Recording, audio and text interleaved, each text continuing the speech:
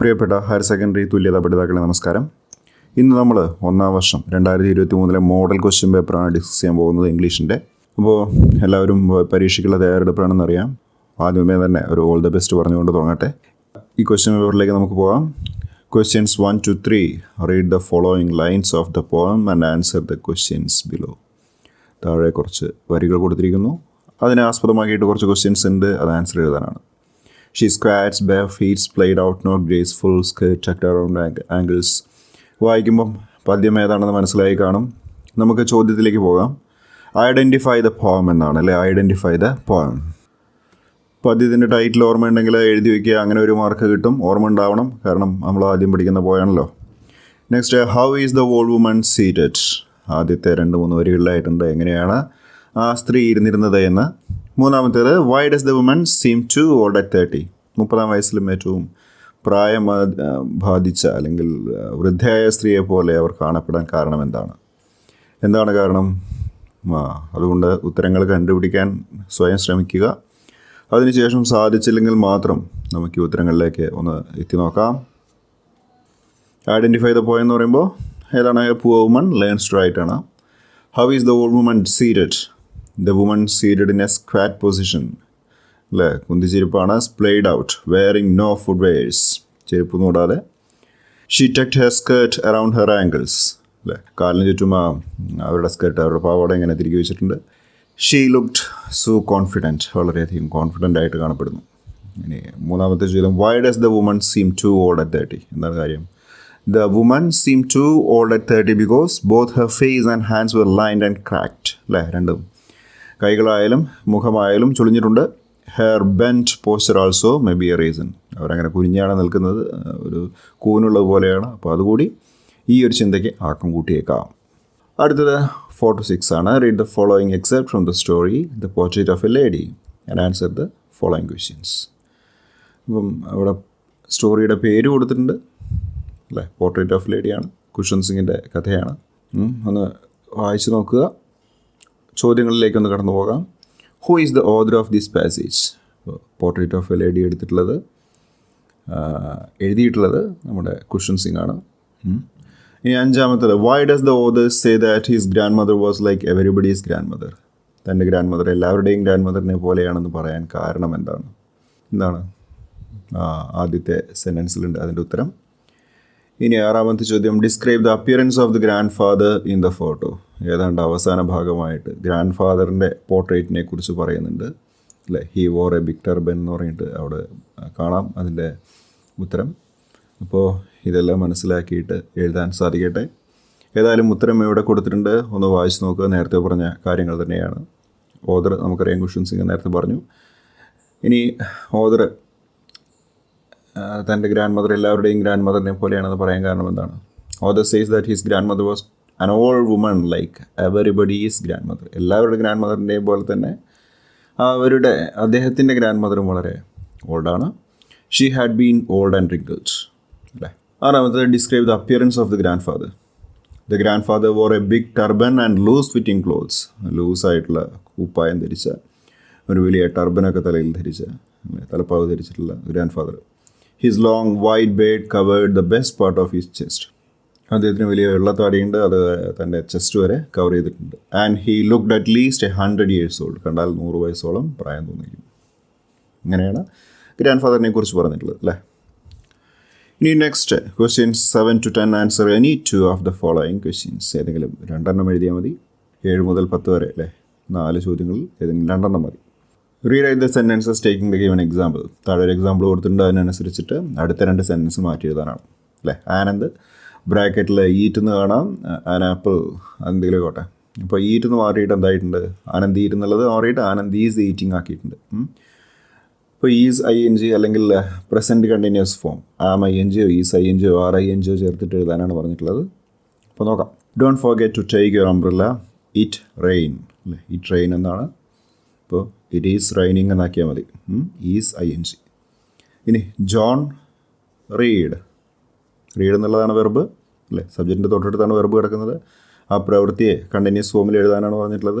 John is reading A book now. John ഇപ്പോൾ പുസ്തകം വായിച്ചു കൊണ്ടിരിക്കുകയാണ്. ഇപ്പോൾ ചെയ്തുകൊണ്ടിരിക്കുകയാണെന്ന് പറയണമല്ലോ ഈസ് ING ഉപയോഗിക്കുക. അല്ലെങ്കിൽ അതിൻ്റെ മറ്റൊരു ഫോമാണ് ഒന്നിലധികം സബ്ജക്ട്സ് ഉണ്ടെങ്കിൽ ദേയോ ചിൽഡ്രനോ പീപ്പിളോ അങ്ങനെ ഒന്നിലധികം സബ്ജക്റ്റ് ആണെങ്കിൽ ING ഉപയോഗിക്കും. ഇവിടെ ജോൺ എന്നുള്ള ഒരാളേ ഉള്ളൂ, അതുകൊണ്ട് ഈസ് ING മതി. ഇനി ആണെങ്കിലോ ജോണിൻ്റെ സ്ഥാനത്ത് ആയിരുന്നെങ്കിൽ ഐ ആം റീഡിംഗ് എന്ന് പറഞ്ഞേനെ. Next, fill in the blanks with the missing words. എന്തൊക്കെയാണ് മിസ്സിംഗ് വേർഡ്സ് നോക്കാം. We ran dash the building. ഞങ്ങൾ ബിൽഡിങ്ങിൻ്റെ ഉള്ളിലേക്ക് കയറി എന്നാണ് അല്ലേ. അപ്പം അതിൻ്റെ ഉള്ളിലേക്ക് എന്നുള്ളത് ഇൻ ടു എന്നാണ് പറയേണ്ടത്. She will go dash the movies. എന്തായിരിക്കും? ഓൺ ദ മൂവീസ് ആണ്. മൂവീസിൻ്റെ മുകളിൽ അല്ല, to the movies. Next, select the appropriate missing words. എവിടെയൊക്കെയാണ് മിസ്സിംഗ് ആയിട്ടുള്ളത്? അതായത് റിഫ്ലക്റ്റീവ് പ്രോനൗൺസ് ആണ് നമ്മൾ എഴുതേണ്ടത്.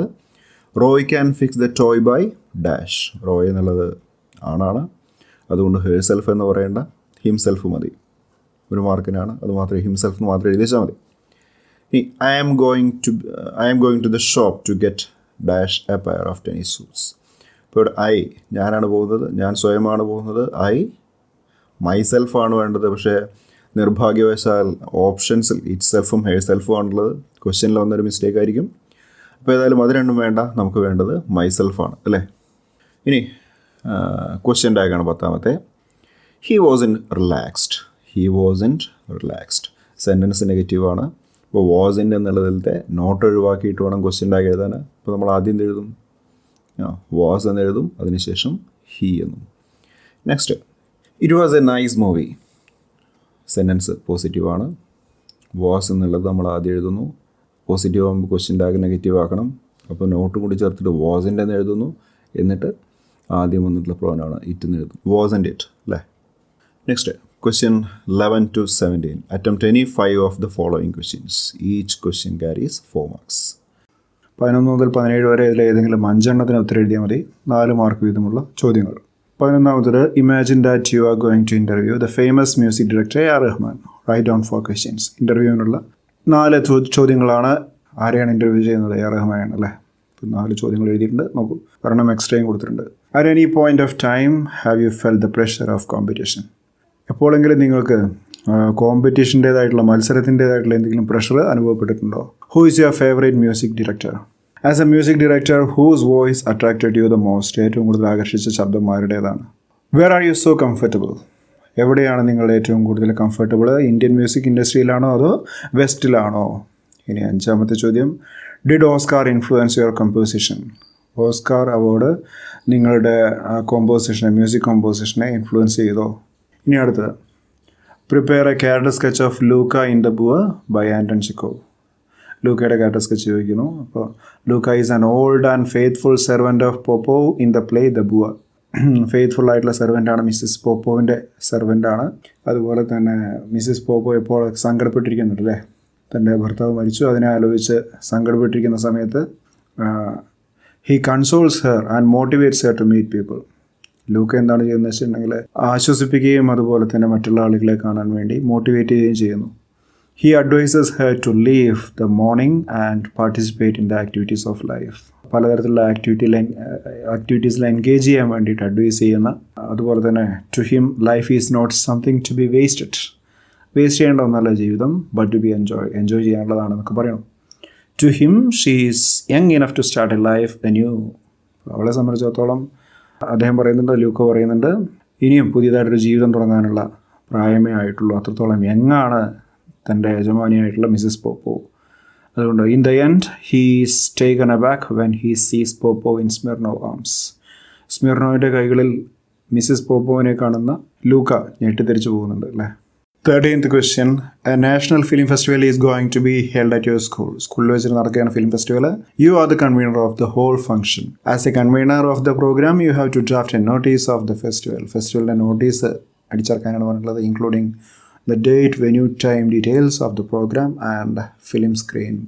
ഇപ്പോൾ കംപ്ലീറ്റ് ഡീറ്റെയിൽസ്, ഡേറ്റും വെന്യൂവും ടൈമും പ്രോഗ്രാം ഡീറ്റെയിൽസും ഫിലിംസ് കാണിക്കുന്നുണ്ട് അല്ലേ. എക്സിബിഷൻ ഓഫ് ഫിലിംസ് നടക്കുന്നുണ്ട്. അപ്പോൾ അതിൻ്റെയൊക്കെ ഡീറ്റെയിൽസ് വെച്ചിട്ട് ഒരു നോട്ടീസ് തയ്യാറാക്കാനാണ്. അപ്പോൾ നോട്ടീസിൽ ഏറ്റവും പ്രധാനപ്പെട്ടത് ഡേറ്റ്, വെന്യൂ, ടൈമാണ്. അപ്പോൾ ഇവിടെ സ്കൂളിൻ്റെ പേര് കൊടുത്തിരിക്കുന്നു, നോട്ടീസ് എന്ന് എഴുതിയിട്ടുണ്ട്. പ്രോഗ്രാമിൻ്റെ പേര് മൂവി 2023 എഴുതിയിട്ടുണ്ട്, ഫിലിം ഫെസ്റ്റിവൽ. ഡേറ്റ് പറഞ്ഞിരിക്കുന്നു. അതുപോലെ തന്നെ വെന്യൂ, പരിപാടി നടക്കുന്ന വെന്യൂ സ്കൂൾ തിയേറ്ററാണ്. ഇനി അഭിസംബോധന ചെയ്തിട്ടുണ്ട്, dear teachers and friends. The film club of our school has decided to organize a film festival titled Movie 2023 on 16th and 17th October 2023 in the school auditorium at 10 p.m. Shri M.T. Vasudevan Nair, the renowned screenplay writer and filmmaker, has consented to inaugurate the film festival. Film festival inaugurate ചെയ്യാൻ വേണ്ടിയിട്ട് വരുന്നത് M.T. Vasudevan Nairana. The inaugural session will be followed by അതിനുശേഷം എന്ത് സംഭവിക്കും by the screening of 4 ever shining movies. അപ്പോൾ എക്കാലം തിളങ്ങി നിൽക്കുന്ന 4 സിനിമകൾ പ്രദർശിപ്പിക്കുന്നുണ്ട് ഇനാഗുറൽ സെഷന് ശേഷം, ഉദ്ഘാടനത്തിന് ശേഷം. അപ്പോൾ സിനിമയുടെ ഡീറ്റെയിൽസൊക്കെ താഴെ കൊടുത്തിട്ടുണ്ട്. 16-ാം തീയതി 11 മണിക്ക് വരണം താരേ സമീൻ പർ. അതിനുശേഷം 2:20 മറ്റൊന്ന്, 17-ാം തീയതി പ്രദർശിപ്പിക്കുന്ന അടുത്ത 2 സിനിമകൾ. On behalf of the film club I solicit your esteem presence. അപ്പം ഫിലിം ക്ലബിന് വേണ്ടിയിട്ട് ഞാൻ നിങ്ങളുടെ മഹത്തായ സാന്നിധ്യം പ്രതീക്ഷിക്കുകയാണ്. ഐ സോളിസിറ്റ് ഇൻവൈറ്റ് ചെയ്യുകയാണ് ഓൺ ദ വണ്ടർഫുൾ ഒക്കേഷൻ. അപ്പോൾ ഈ ഒരു ഒക്കേഷനിൽ, ഈ ഒരു അവസരത്തിൽ എല്ലാവരെയും ക്ഷണിക്കുകയാണ്. All are welcome. ലാസ്റ്റ് പ്ലേസും ഡേറ്റും കൊടുത്തിട്ടുണ്ട്. നോട്ടീസ് പബ്ലിഷ് ചെയ്യുന്ന ഡേറ്റ്, അതുപോലെ തന്നെ വലതുഭാഗത്തായിട്ട് signature, convener. Next 14th question. Describe Helen's first instance of walking. Helen കെല്ലറുടെ ആദ്യത്തെ നടക്കുക എന്നുള്ള അനുഭവത്തെക്കുറിച്ച് വിവരിക്കാനാണ് പറഞ്ഞിട്ടുള്ളത്. She started walking when she was a year old. 1-ാം വയസ്സിൽ നടക്കാൻ തുടങ്ങിയതാണ്. Her mother had just taken her out of the bathtub and was holding her in her lap. ബാത്ത് ടബിന് എടുത്തിട്ട് മടിയിൽ അങ്ങനെ പിടിച്ചിരുത്താൻ ശ്രമിച്ചു. She was attracted by the flickering shadows of the leaves that were reflected on the bathroom floor. ആ സമയത്ത് നമ്മുടെ ഹെലൻ കെല്ലർ, ഷീ എന്ന് ഉദ്ദേശിക്കുന്നത് ഹെലൻ കെല്ലറാണ്. She was attracted by the flickering shadows, അങ്ങനെ മിന്നിത്തിളങ്ങുന്ന ഷാഡോസ്. എന്തിൻ്റെ ഷാഡോസാണ്? ഷാഡോ ഓഫ് ദ ലീവ്സ്, അല്ലെ, ഇലകളുടെ നിഴലുകൾ. അതങ്ങനെ ബാത്റൂമിൻ്റെ ഫ്ലോറിൽ റിഫ്ലക്റ്റ് ചെയ്യുന്നുണ്ടായിരുന്നു. അത് കണ്ടപ്പോൾ ആകർഷണം തോന്നുകയും she got up from her mother's lap, അമ്മയുടെ മടിയിൽ നിന്ന് എണീക്കുകയും and walk towards the reflection of the dancing leaves, dance കളിച്ചുകൊണ്ടിരിക്കുന്ന ഇലകളുടെ നിഴലിൻ്റെ അടുത്തേക്ക് നടക്കുകയും ചെയ്യുന്നു. എന്തിനു വേണ്ടി? ടു ട്രൈ ക്യാച്ചിങ് ഇറ്റ്, അതിനെ പിടിക്കാൻ വേണ്ടിയിട്ട്. ദ ഇമ്പൾസ് ഗോൺ, പെട്ടെന്ന് തന്നെ ആ ഒരു ഇമ്പൾസ് പോവുകയാണ്, ആ പെട്ടെന്നുള്ള ആവേശം പോവുകയാണ്. ഷീ ഫെൽ ഡൗൺ, അങ്ങനെ അവൾ താഴെ വീഴുന്നു. Cried for her mother's help, അമ്മയുടെ സഹായത്തിന് വേണ്ടിയിട്ട് നിലവിളിക്കുന്നു. Next, the family of the Kitemaker Mehmood decides to publish an obituary in newspaper to announce the death of the grandmother. ഗ്രാൻഡ്മദറിൻ്റെ ഡെത്ത് അനൗൺസ് ചെയ്തുകൊണ്ട് മിസ്റ്റർ മെഹമ്മൂദ് കൈറ്റ്മേക്കർ ഒരു ഒബിച്വറി പബ്ലിഷ് ചെയ്യാൻ പോവുകയാണ്. അപ്പം ആ ഒബിച്വറി തയ്യാറാക്കാനാണ് പറഞ്ഞിട്ടുള്ളത്. മെഹമ്മൂദിൻ്റെ ഗ്രാൻഡ്മദറിന് ഖദീജ ബീഗ് എന്ന് പേരിട്ടു. ഒരു ഇമാജിനറി ആയിട്ടുള്ള ഡേറ്റ് ഓഫ് ബർത്ത് അല്ല, ഇയർ ഓഫ് ബർത്തും അതുപോലെ തന്നെ ഇയർ ഓഫ് ഡെത്തും കൊടുത്തിട്ടുണ്ട് ബ്രാക്കറ്റിൽ. It is with profound sorrow we announce the demise of Khadija Begum, Muhammad Manzil, Gali Ramnathan. അപ്പോൾ ഖദീജ ബീഗവും അവരുടെ അഡ്രസ്സും എഴുതിയിട്ടുണ്ട്. The grandmother of Mehmood. അപ്പോൾ ഖദീജ ബീഗം ആരാണെന്ന് പറഞ്ഞിരിക്കുന്നു? The grandmother of Mehmood, the kitemaker. അപ്പോൾ എന്നാണ് മരിച്ചിരിക്കുന്നത് പറയുന്നുണ്ട്? On October 22nd, 1944, Monday night. She was 91, 91 വയസ്സായിട്ടുണ്ട്. She was resting at home following old age ailments. വാർദ്ധക്യ സഹജമായിട്ടുള്ള അസുഖങ്ങളാൽ വീട്ടിൽ കിടപ്പിലായിരുന്നു. ഇനി she survived by her son and grandchildren. മകനും പേരക്കുട്ടികളുമാണ് ബാക്കിയുള്ളത് ആ ഫാമിലിയിൽ. The body will be kept four public homage at residence from 8 AM to 11 AM. ആദരാഞ്ജലികൾ അർപ്പിക്കാൻ വേണ്ടി 8 മണി മുതൽ 11 മണി വരെ ബോഡി എവിടെ വെച്ചിട്ടുണ്ട്? റെസിഡൻസിൽ, വീട്ടിൽ വെച്ചിട്ടുണ്ട്. The funeral will be held at 12 PM at Gali Masjid cemetery. അപ്പോൾ സംസ്കാരം 12 മണിക്ക് ഗലി മസ്ജിദ് സെമിത്തേരിയിൽ വെച്ച് നടക്കുന്നു എന്ന് പറഞ്ഞിട്ട് ബെറീഡ് ഫാമിലി, ദുഃഖാർത്ഥരായിട്ടുള്ള കുടുംബാംഗങ്ങൾ. Next, elaborate the idea in the following lines. എന്താണ് ആശയം വിശദമാക്കാനാണ് 4 വരി കൊടുത്തിട്ട്. ഇതാണ് 4 വരികൾ. But these feathered friends thought not of me, they kept nibbling and gobbling on my cherries. Stop, I shouted, and leave the tree. You have taken more cherries than you need. അപ്പോൾ ഇതൊക്കെ കാണാം. ഏതാണ് പദ്യം എന്ന് മനസ്സിലാക്കണം, മോദർ മനസ്സിലാക്കണം. ഈ വരികൾ പറയാനുള്ള സാഹചര്യം നമ്മൾ എഴുതണം. ഇത്രയൊക്കെയാണ് വേണ്ടത്. ആശയം വിശദമാക്കുക, അല്ലേ? നോക്കൂ. These are the lines taken from the poem my cherry tree, written by Helen Bailey. Written in a humorous tone, വളരെ ഹ്യൂമറസ് ആയിട്ടാണ് എഴുതിയിട്ടുള്ളത്, അല്ലേ? അങ്ങനെ ഹ്യൂമറസ് വേയിൽ എഴുതിയിട്ടുള്ള ഈ ഒരു poem. The poem talks about how the numberless birds gather around her cherry tree. എങ്ങനെയാണ് ഈ ഒരുപാട് ബേർഡ്സ് ഈ ചെറി ട്രീയുടെ ചുറ്റും കൂടിയിട്ടുള്ളത്. And eat away her cherry fruit without thinking of the person who nurtured the plant.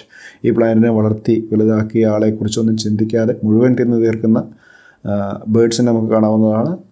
No matter how much she shout it. അവർ എത്രത്തോളം shout ചെയ്താലും the birds refuse to leave her tree alone. എന്തായാലും ഈ ട്രീയെ വിട്ടു പോകാൻ അവർ തയ്യാറാകുന്നില്ല. To her, അവരെ സംബന്ധിച്ചിടത്തോളം, these feathered friends have consume more than they need. ഈ പക്ഷികൾ, അതായത് ഫെതേർഡ് ഫ്രണ്ട്സ്, അവർ ഭക്ഷിച്ചിട്ടുണ്ട്, കൺസ്യൂംഡ് മോർ ദാൻ ദി, അവർക്ക് ആവശ്യമുള്ളതിലപ്പുറം അവർ തിന്നിട്ടുണ്ട്. How beautifully the author portray the helplessness of a selfish human being. അപ്പോൾ ഇവിടെ നമ്മൾ കാണുന്നത്, ഈ സാഹചര്യത്തിൽ നമ്മൾ കാണുന്നത് എത്രത്തോളം സെൽഫിഷാണ് ഹ്യൂമൻ ബീയിങ്ങിൻ്റെ, മനുഷ്യൻ്റെ മനസ്സ് എന്നാണ്. അതേപോലെ ആ മനുഷ്യൻ്റെ നിസ്സഹായതയെക്കുറിച്ച് കൂടി ഇവിടെ പറയുന്നുണ്ട്. 17ാമത്തെ ചോദ്യം, why does the poet compare the mother and the child to the images of Virgin Mary and Christ in the poem refugee mother and child? Refugee mother and ചൈൽഡിലെ അമ്മയെയും മകനെയും വിർജിൻ മേരിയെയും അതുപോലെ തന്നെ വിർജിൻ മേരിയോടും ക്രിസ്റ്റിനോടും ഉപമിച്ചിട്ടുണ്ട്. എന്തുകൊണ്ടാണ് അങ്ങനെ നോക്കാം. There are two images that increase emotional appeal in this poetry. ഇവിടെ 2 images കാണുന്നുണ്ടല്ലോ.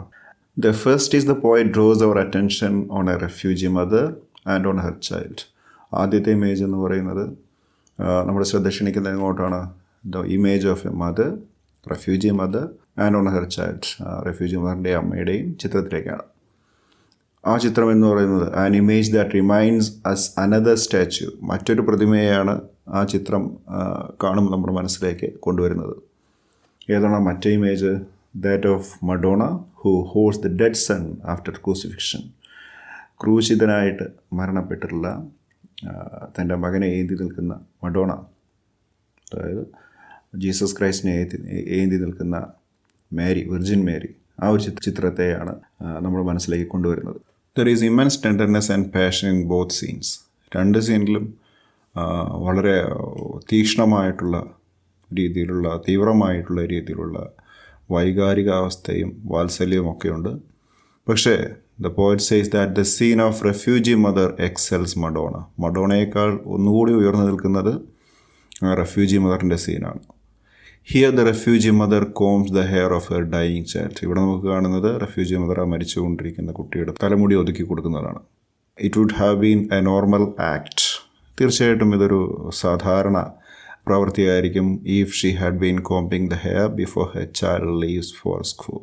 ഒരാൾ തൻ്റെ കുട്ടിയെ സ്കൂളിലേക്ക് വിടാൻ മുടി ചീകിക്കൊണ്ടിരിക്കുകയായിരുന്നെങ്കിൽ വെറും സാധാരണമായിട്ടുള്ളൊരു ആക്ട് മാത്രമായിരിക്കും. ഇവിടെ ഇത് പറയുന്നത് പോലും here the emotional appeal increases. അപ്പോൾ ഇത്രയുമാണ് ഇന്നേക്ക്. ഇനിയും കുറച്ചുകൂടിയുണ്ട്. വീണ്ടും കാണാം. അതുവരെ ഗുഡ് ബൈ. എല്ലാവരും നന്നായിട്ട് പഠിക്കൂ കേട്ടോ.